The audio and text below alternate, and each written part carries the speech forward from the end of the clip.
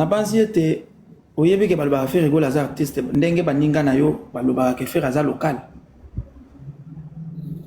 Na yebite soki tozaka local ou bien baloba rapona ko dénigrer ou bien papa, un parent, donc un responsable de belle famille comme ça, pas traiter na ba façon wana. Yo moko yebi yango.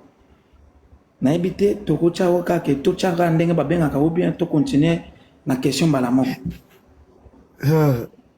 Bon, na habité sur une question, na répondre.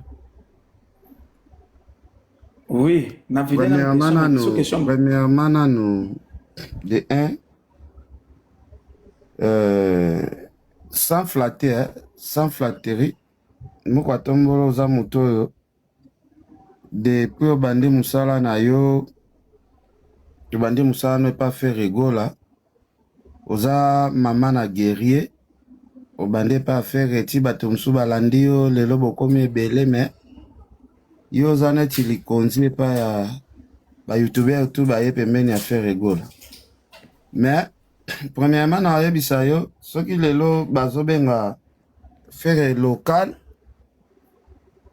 eza kofinga ete eza kopesa effort ko encourager ke asala effort amatisaka ba niveau parce que lelo soko tali bien ba artiste na biso ya Congo wana babima na bango mais mutako bima longwe Congo ayo beta na poto akyo beta partout na monde mais ozo betela la communauté congolaise musique na yo ezo traverser ba frontière mususu te et là kisi déjà ki local o to bengaka donc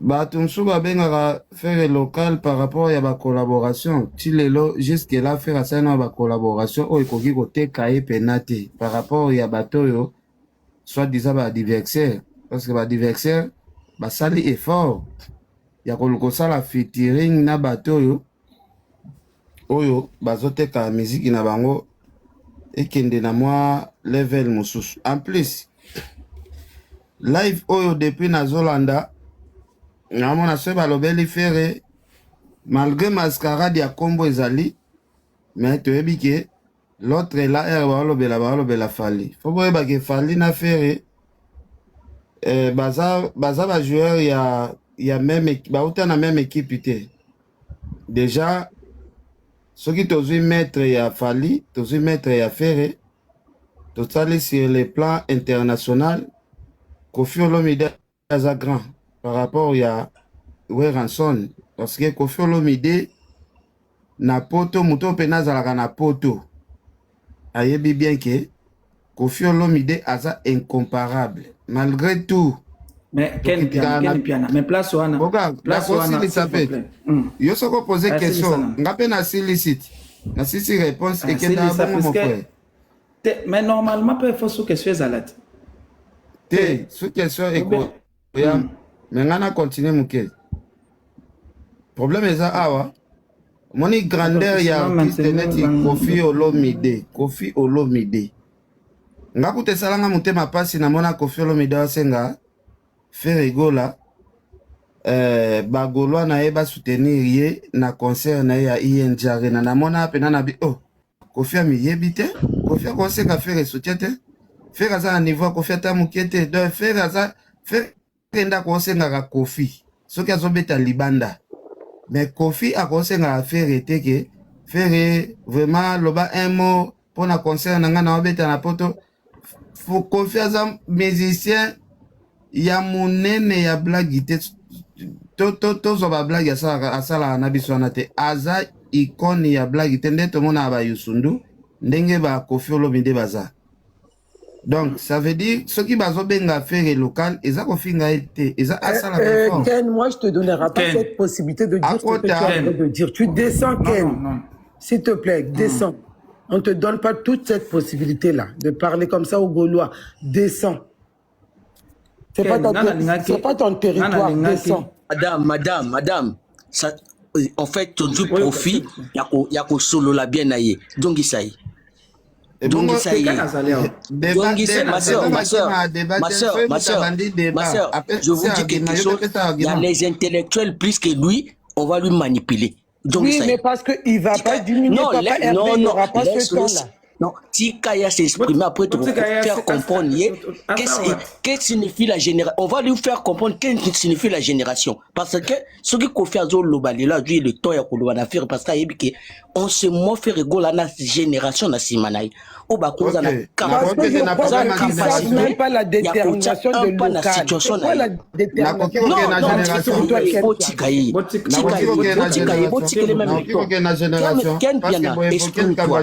Non, Ken Piana, exprime-toi. Ken Piana, exprime-toi. Vas-y, sois tranquille, exprime-toi. Merci beaucoup. Wenge Kabwani, JB, côté, Wera le côté. Panzaka, ok, na bango. Eza génération, vague ya ba jeune, vague ya ba noyo ya la bonne musique. Biso tozalaki na ba 13 ans, 14 ans. Nde tozalaki ko soutenir Werana JB, Tokabwanaka, ba famille Panzanaka. Moi, je vous dis, comparaison ya Fali na faire lelo, tokende na ndenga poto, na ndenga logique. Nga na kobe bisa musana, nga te po na ko flatter musicien.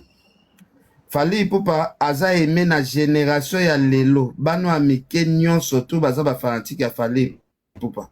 Par rapport à quoi? Mais Ken Piana, moi je te pose. Non, écoute, Tozo Kene Namo. Jusqu'à ce Ken Piana, Zala, il permettait Baninga Balouba. Par rapport à quoi? Pesabiso Balingue Ponani. Nakende Mouket. Bagoloa nyonso tout, batu tout obenga bagoloa awa, baza ba papa ya bawarion. Baza batu ya génération ya PRT. Non, moi tika yo.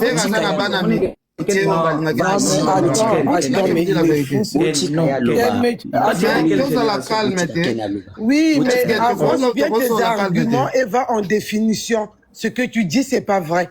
Ce qui omoni, ce qui bolingi bo pouvenga, quand nenge tosa live awa, namona bana mike baya ko défendre faire omona ba obimate. Omona ka mikolo ba ko ebima ezaka ya mikolo. Ebima ya mikolo. Oyo balembi wenge bayo dembe la feri. Ba voix tout ezaka batoma balembi wenge bayo dembe la feri. Mais écoutez, Ken Piana, écoutez, s'il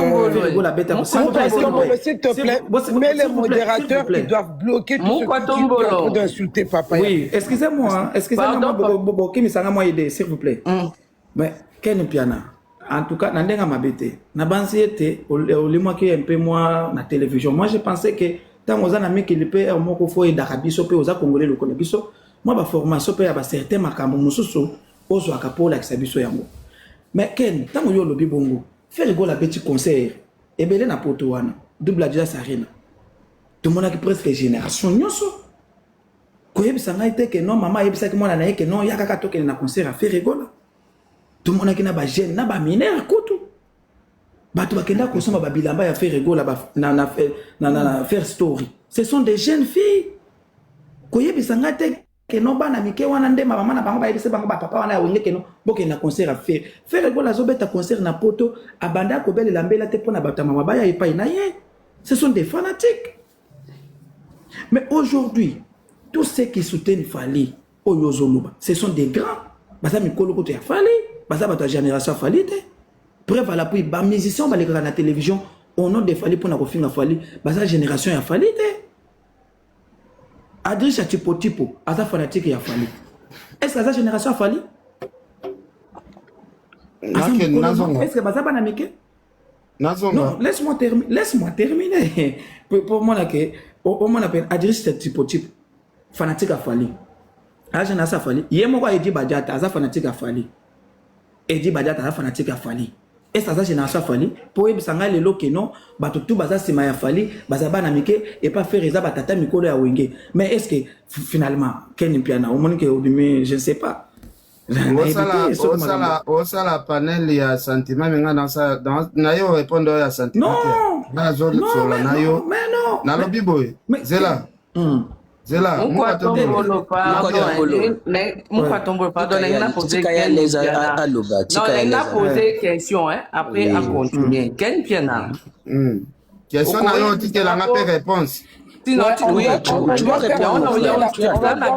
S'il vous plaît, pardon. Il y a On une tourner question. le panel, pardon. Natounuek, Ken Piana. Au lobby, il fallait sauter à niveau, il fallait international, faire à local et tout et tout. Au courrier Bissangaï, ça la classement, il y a des artistes, n'a pas critères ni. Bakilter basala kana no classement ya ba artiste parce que tolo be alikambu ya local na artiste international. Yebi ça ba critères les arani. Kasi yo poser une question ngape na répondre. Kilter ezabo. Kilter ezabo. Ba artiste mi balé baza ba artiste congolais au bauti na Congo ba ko bazo évoluer libanda. Tozo ça la comparaison ezaki moko azo ya ko beta awa abeta bateau bakota concerne la communauté congolaise. Fali Poupa, azana ba ivoirien, azana ba camerounais, azana ba sénégalais. Moi pas communauté non communauté wana nyonso ba yebi ferete. Ken Piana, yoka question nanga bien. Ken Piana, yoka question nanga bien. S'il vous plaît, pardon. Ce que tu as maquillé, Ken Piana, ma question est celle-ci. Basala ka critère ndengeni pona koyeba ke artiste oyo aleki artiste oyo. Aza numéro 1 par rapport à artiste au classement lango et ça la maka par rapport à ba critère nini dans le monde. Et ça la maka selon ba critère ni yoko bimisa ba critère na yote olalo lamuki oboti ya yo ba critère. Merci beaucoup. Merci beaucoup. De là na si sa question nanga. Et ça là ba critère pour la personne déjà moi idée osana idée pour osana moi réponse au pesanga. Pour bozakana caractère au comparer qu'il fallait zobeta ba stade abeti ba concert belé en waza numéro 1. Il y a un second na tout na yo.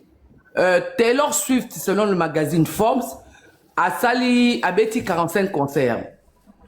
Tu prends Ted Benny na ba performance na abeti 65 concerts.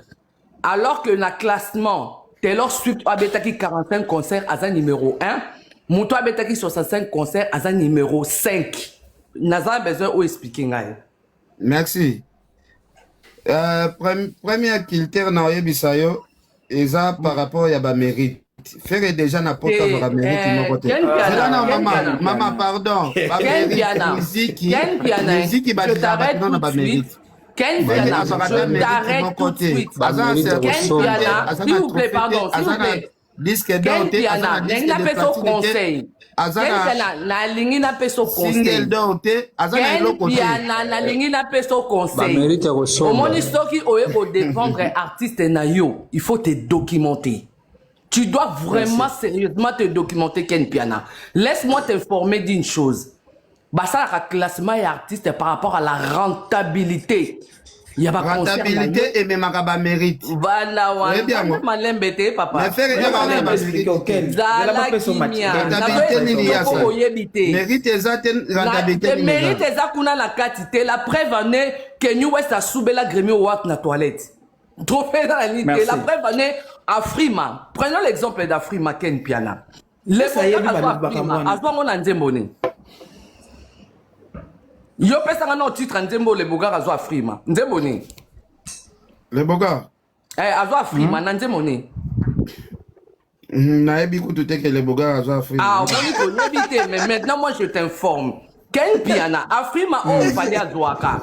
Fabregas azo Afrima wana d'ailleurs eloko kimista fali Afrima parce que Fali Azwa meilleur artiste d'Afrique francophone, Fabregas Azwa l'en Afrique centrale, t'as la bêtise parce que non ça la Fali, il y a moi qui m'a frima. Maintenant moi je te poser une question, le boga Azwa frima nande monine. Bon, là tozo so la makambu ya fait na Fali, yo Mike Kalambai. Papa e olobi ba mérite. Ngana vandi no na kata ba mérite. Olobi ba mérite. Ngana vandi le osko na kata ba mérite. Tibo kota Moïse Mbiye, Tibo kota Moïse Mbiye te. Le Nathalie mérite ya Fali ezalaki ya solo. Par quel miracle les boga Maman Nathalie, je vous coupe pas la parole. Pardon, maman Nathalie. Maman Nathalie, je vous coupe pas la parole. Alobi na biso que non, Ferré ayeba nte en Afrique. yoka question na ye abi faire ayebante en Afrique boyo kango non na communauté africaine voilà oui alobi bongo azana mérite question yoka Ken Piana oyebi Canada oyebi trophée Canada ouais oyebi ango papa donc il va la suite non reste tranquille mon frère non Ken a lobby Ken reste tranquille on va causer papa biso téléphone na esone Ken Piana Ken Piana na sepeli mpo oza likolo Ken Piana na sepeli mpo oza likolo Ken Piana okoki kotangela ma soeur je suis là oui attends papa une minute parce que moi je dois descendre Ken Piana okoki kotangela ngai artiste oyo yebi dans le monde azwi disque d'or pendant que album n'est en solde artiste ni à part Fally artiste ni et ça la marathon artiste ni yo yebi oyo asani ni artiste oyo azwi disque d'or pendant que album oyo azwi les disque d'or est en solde artiste ni oyo yebi et pas seulement 18 stades ayebi terrain wanati ayebi te il n'est pas documenté ayebi terrain wanati il n'est pas documenté ayebi na lobelo mona kite Ken Piana omoni yango na yebi soke okutanaka nde na bato te ngape nde okutani omoni bakeso na pose yo okoki te botangelaka kekomba artiste ni Oza question malongo posé. Pesa biso artiste il n'est pas documenté ayebi lokote olingi kene pesa ngai kombo ya artiste oyo yebi te pesa kombo ya artiste oyo yebi problème na za nango boy disque d'or na ye pendant que album ango eza na solde problème na za nango eza boy tos ko bimisa ba argument oyo Nathalie, moi je dois poser une question à Ken. Pardon maman André, naloba na Ken boye Ken. Tu sais, Albert Camus disait, hein, la bêtise insiste toujours. Je comprends aujourd'hui pourquoi tu es toujours dans la bêtise, parce que tu es stupide. Laisse-moi te le dire. T'es aux azoba. Moi, ma question n'a posé, et ça, ma question est simple. Aujourd'hui, j'ai compris que tu ne te documentes pas autant à Kate. Oye, yangwana omoni, il faut oku misa Fally. Parce que Oza Moutoumoko s'est renseigné à Kate. Yangwana pour cacher quelque chose à un Congolais. Déjà, il fallait les pas sociaux professionnels. Pour cacher quelque chose à un Congolais, il faut les cacher dans un livre. Parce que Congolais a fait un livre. Ken Piana, si tu lisais, tu aurais su que les beaux gars avaient trophée à Frima au Fally à Bete la Ratolo. On a mis tout dans Nzembo Nini. On a fabriqué un trophée. Puis on a un artiste Nini n'a pas Fally au Azwa disque d'or pendant que son œuvre est soldée na 4 pour 20 €. Moi je t'informe. Ken Piana ko dénigrer faire et c'est bien.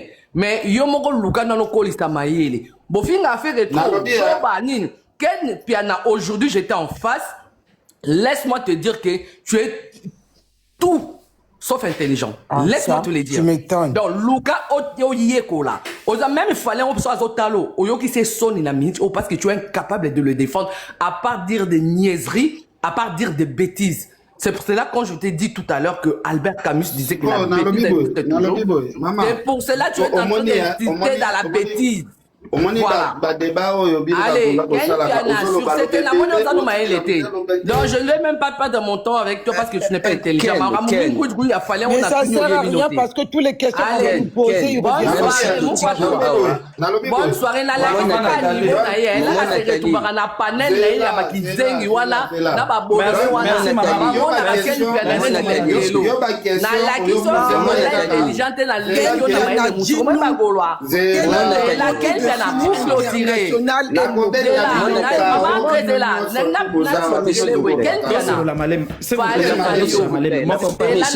international à faire. Fally na yo avant na boîte de nuit à Cameroun, bazo les champagne ba obetele tout cheze à faire. Je te jure. Tout cheze à faire na Cameroun. Je vais la poster demain sur mon compte. Au cas où yebité. Laisse-moi t'informer. Barbara Pravi o ayaki ko beta na francophonie ayebi faire na vidéo na regarde-moi elle l'a dit aussi moi sur bateau ça au fait le problème avec vous Ken Piana au fait vous vivez dans l'ignorance et vous êtes content de l'être et c'est ça qui est choquant. Juste c'est ça qui est choquant. Si tu peux renseigner Ken Piana Sony Sony, la question A plus B, je dois monter A plus B, que Oye faut défendre Falité. Même Falité peut t'avoir dit voilà à Kamouyo. Et là on est là parce que c'est un souka. Ken Piana, n'a quitté la ngaï. Ken Piana lengla kita pona tika yo continuer. Ken Piana poser question. Yo Oye bisabiso boye. C'est là papa lengla kita la ngao. Yo yebisa biso boye. Oloba ke jour ya mariage na yo. Oloba bon hotel olobi ba jour ya ba mariage na yo on saka ba tellement boye fali soki nini ngwana fali akabaka te boni yo loba biloko abongo Ken Piana. Au fait ce qui me fait rire c'est pour ça que je dis souvent que certains Congolais souffrent du syndrome de Stockholm. Donc, yo lelo, nakamara bino lobo critiquer Fali, lobiana oyoko kumi, c'est tu souffres du syndrome de Stockholm. Na babiloko yo dénonça, babeta ki bino na concert, babeta ki soki valdi wana mbata na tolo, yo koku ko ya matato défendre Fali. Donc on défend Fali et ça que ozo kumi sa bourreau na yo et ça c'est la bêtise que j'ai jamais vue. Sur ces bonnes soirées. Allez bye. Merci maman Nathalie, merci beaucoup. Moi je vais te dire Moukatomolo, pardon, excusez-moi, je vais te s'il vous plaît, s'il vous plaît. Ceux qui panel les autres des autres, s'il vous plaît, s'il vous plaît, tout Kakem Azalales. Le lingite qui va profiter, va tiens à panel là-bas qui n'a biso toujours qui kem tout, vous canez biso tout ticket le temps le bâté. D'accord, laisse-moi poser cette question à Ken. En fait, tout le quoi Ken Bakenda na bona pagaïté parce que Azobim Samalobo Azo maîtriser tes moko. Yokana Ken Makamazolo bana mondo konaye. Alobi bien que non. Ferré, bah yébiété na Cameroun, bah yébiété na Côte d'Ivoire. Mais c'est ce que j'ai envie de lui poser. S'il vous plaît. Abo Samike, Ferré Kakawana na Côte d'Ivoire, Azaki honoré. Meilleur invité d'honneur. Ya ville à Boaké. Même Ferré à Betty Bassal na Côte d'Ivoire. Même Ferré, Aza le premier artiste congolais, aya na Canal d'Or après Fali. Na Congo. Ferré écoute Azala sur place, ayébité. C'est-à-dire, Azolo Makambo, même Yemoka Yebita Zo maîtriser, laisse-lui tranquille. Il doit s'exprimer. Là où vous allez comprendre que le gars là, il maîtrise rien. Il n'est pas documenté. C'est ça. Faut pas tous à la bise, tout aux en même temps. À cause de la raison qu'on va que notre, dans Zanaki Kuna, Bazaki 4 ou 5 ans, Bazouaki les tombes, Batirana Lobate, tout est à l'aise. Azana Likama Lobate. Il n'est pas documenté. Bazouaka les totés à comprendre, ou bon Badobak. Moi, je dois lui donner la différence d'un musicien international et local, comme vous le dites. Ken, écoute-moi maintenant, je vais te lire.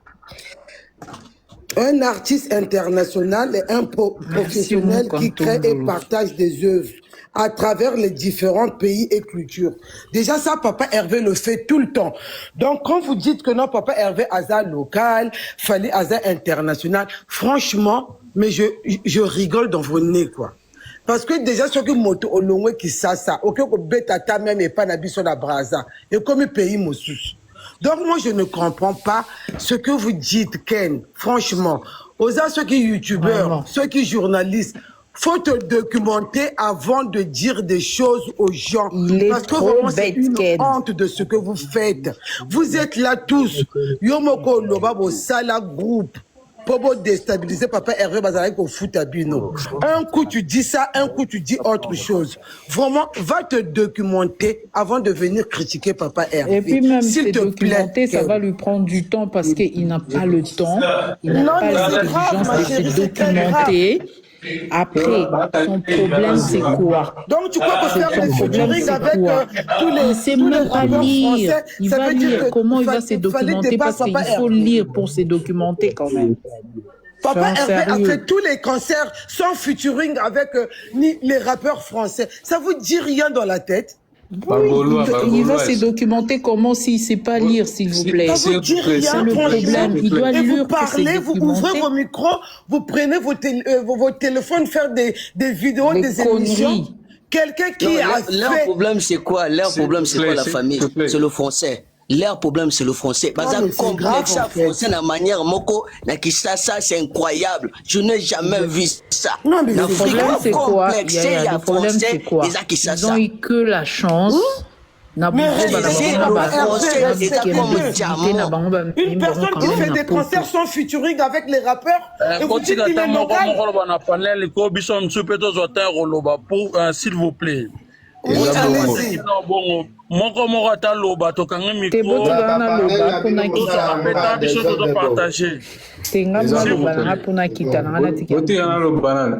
Mukatongolo kanga mikwa batu nyonso après opesaka liloba na mutu nyonso po aloba okeni na lo makasi nenga mati wana naloba nanu Naza bandaka là.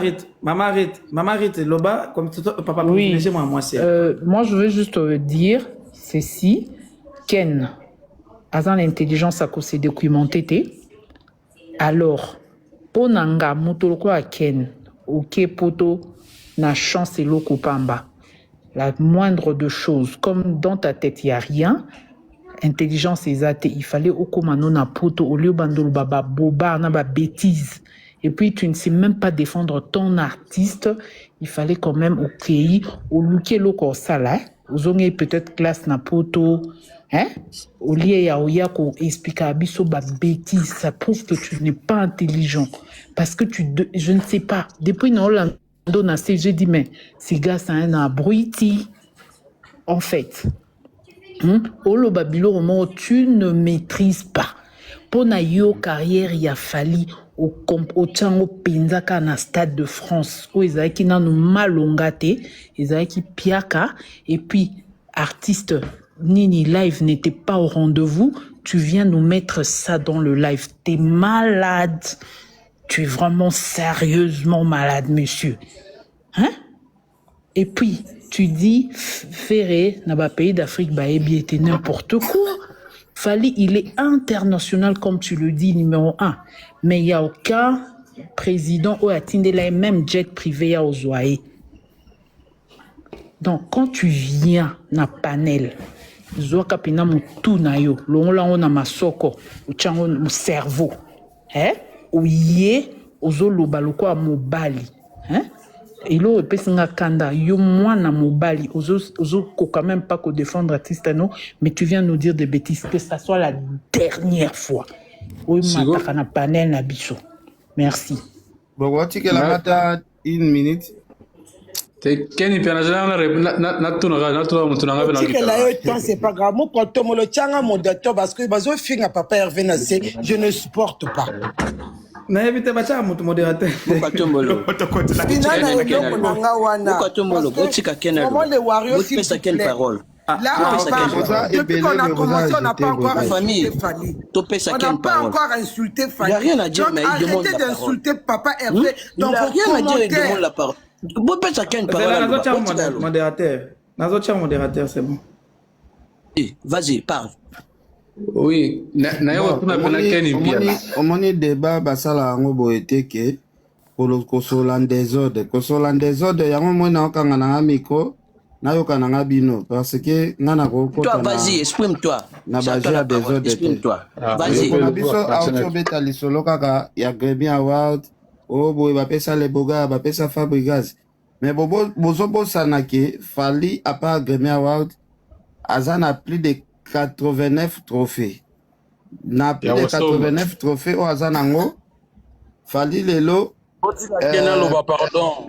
Azana ba malonga ta pousser botika loba. Ozo comprendre. Lelo musique nae oyo amekaki kosala ba collaboration libanda oyo Kongo mbato sekaki et bemie quand même na ba stade belé abeteli yango basala belé. Lelo ba artiste congolais nyonso to en général na longola kombo affaire o tu bazoya osala bazoya longola ka ba défi ya biloko o ya salaki en plus c'est 100% ya ba défi o déjà fallait asali bato bazolongola ba 2% parce que tozwi basale fallait abeti bastade fallait abeti na mokili mutu moko oyo asali nanu ata 5% biloko fallait asali azate nga naza lelo te ki na défendre mutu naza mutu ya défendre so mutu te po musicien akopesa nga neti nini fali akopesa nga nini oyo nga nakoya kofandela awa na bando sawa neti na défendre na nga za baje wana sute na yo défendre musicien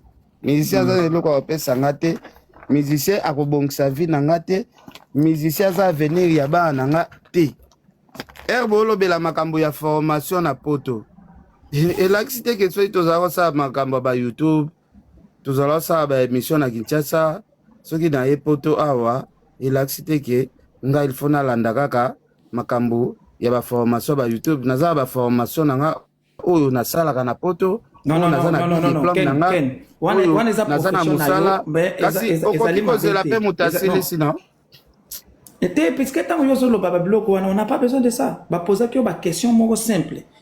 Oh yo, le local. Donc tout le la musique. Parce que ça tu vas dire que le parce que madame a le bac fait la bokotika likamba Grammy Award. Ba single d'or bokotite, ba disque de platine bokotite, kotiana bozo banga po boyebi o nyoso artiste congolais nyoso azwate débat wana bolingi koloba te. Be botinga makaka na ba Afrima po boyebi ke moi des artistes mo baleka kuna oyo tu ba artiste baleka kuna te bozolingo beta te les seuls artistes oyo amemi biso tina Stade de France depuis ba vie franco mais nga nazolo ba réalité oyo artiste amemi na musique na biso lelo artiste wana oyo tolukaka tosala ba comparaison aza lelo chevalier vivant titre ki chevalier wana balatiaka ba artiste soki bakufi yazo yango azopema bandeko na ngai mutu aza mayele te chevalier balati yango mutu akufi mais bapapa oyo bato ebele bazwa titre wana botika kena loba bofinga na bino te botika loba soki balatiaka bato bapesaka bato wana na cercueil te toza na combien de chevalier na Congo Ken Piana. Franco a zaki titre wana kufakite. Franco a zaki titre wana kufakite. On a Motali. Écoute-moi d'abord. Titre wana Motali Bossa yina ngweza Mobutu. C'est Mobutu qui a créé le titre ya chevalier wana. Motali Bossa la taka ngweza Franco. Franco il y a un problème de documentation. Ken Piana,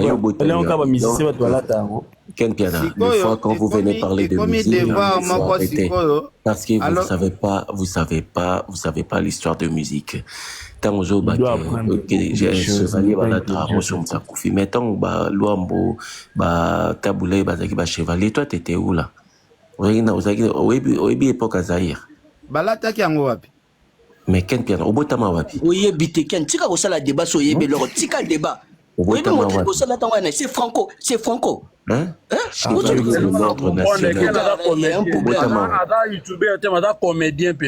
Mais Ken, toi vraiment. Le gars. Vous savez, ça fait mal. Hein?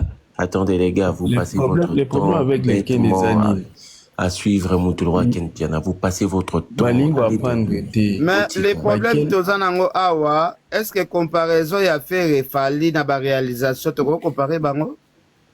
Nga siko tuni boye mokolo fale kokufa kotika biso bato fait kotika biso nini mais na banzembo ya succès na banzembo ya succès na banzembo ya succès donc c'est logique faire ça banzembo ya succès pour les qualité avouez-le na banzembo azana batibi pour les qualité fallait aller na batibi musika fallait azana batibi ya succès fou banzemba fali ekufaka mais affaire ekufaka te pourquoi faire na chaque production va aimer la même banzemba vous voyez maintenant naloba botika kena loba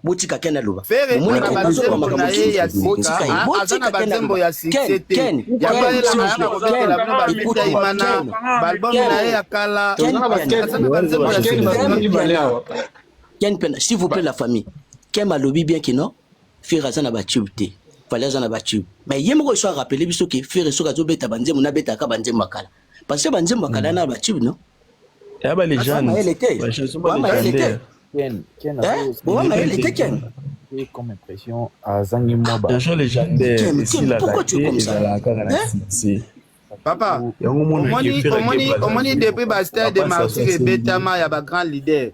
Le seul artiste oyo akoka koyemba banzembo na yemoko ta sangisa na ba rede ya misi na ba musique ya kala po yemoko aza na ba ebelete.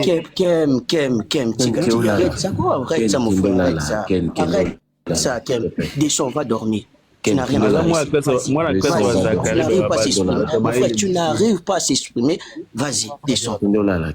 Descends. Va dormir, s'il te plaît, frère, va dormir. Ah, Kem. Yena Zakari lo moko. Ken pianana Zakari et lo moko maele ça fait mal, hein? Vous êtes en Europe comme si vous vivez dans un village et tout. Excusez-moi. Tobeta le solo ya annulation ya concert na bino batia na Londres on a pas parce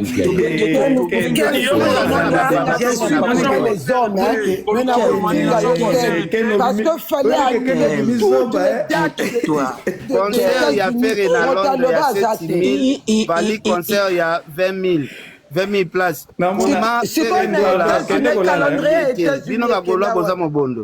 Calendrier États-Unis Kenda wa calendrier biso iloko moko fali acha Canada abeta na Centre Bell anila concert wana apesa ba raison ya lokuta ke lokola abetaki na États-Unis te moyen esengaki te aya abeta na Canada wana raison apesaki bopesanga raison oyo fere ba eza raison nini Centre Bell eza salle oyo et de 19 000 personnes na Montréal na Canada fali anila yango mpona babillet etekama te makosa bafan na ye donc yoka ndenge oza wana il faut oya kolandelaka makambo ya fere Otolo baba n'importe quoi tout à l'heure que faire en abanzembo succès te soki na yebishio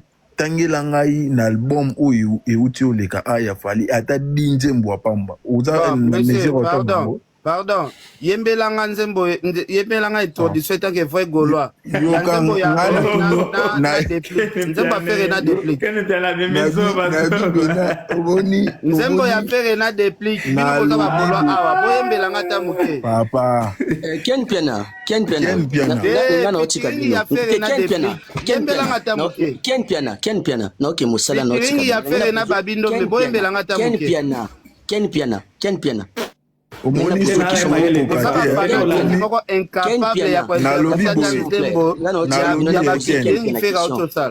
tika biso toloba uti koloba babeti non s'il vous plaît na poser question moko na kita na poser wana pe ayembaki so 40 esimbaki ou bien esimbaki te bozala Ken piana et bon fallait abimiser ce cas esimbito esimbite po Ken piana yo ba poser une question soki dynastie esimbaki ou bien esimbaki te olingi to yembela yo coordonner des pliques na ferré oza bapanti Ken ndeti ngai na banzembo bele oyo totuna na nyonso na ngwana koyembelo na mutu Ken piana elo mona oyebisa boya na pozoka question moko na kita Ken piana ali abeta concert moko na ngolobo bakabeta ba concert abeta concert na terrain d'Agosto fala abeta terrain na abeta concert na terrain d'Agosto amata 1 heure na concert abeta mpia terrain wana d'Agosto za terrain ya entraînement